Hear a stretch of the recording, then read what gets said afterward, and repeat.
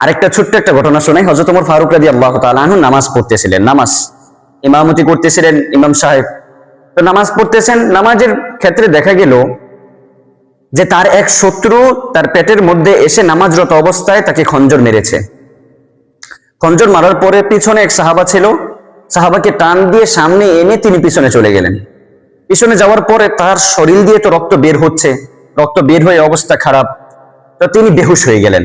বেহুশ হওয়ার পর যখন সবার নামাজ শেষ, সমস্ত সাহাবায়ে কেরামের নামাজ শেষ করে যখন ওমর ফারুকের কাছে গেলেন, গিয়ে দরাদরি করে যখন মাথায় পানি ঢেলে যখন তার হুঁশ ফিরল, হুঁশ ফিরার পরে তখন তিনি সর্বপ্রথম যে বাক্যটা তিনি তার মুখ দিয়ে যে বাক্য উচ্চারণ করেছিলেন সেটা হচ্ছে যে, সাহাবায়ে কেরাম তোমরা কি নামাজ শেষ করেছো কিনা?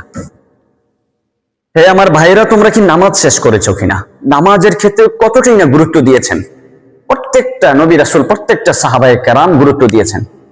যিনি মৃত্যুর শয্যায় থাকা অবস্থায় নামাজের কথা বলেছেন যে তোমরা কি নামাজ শেষ করেছো কিনা।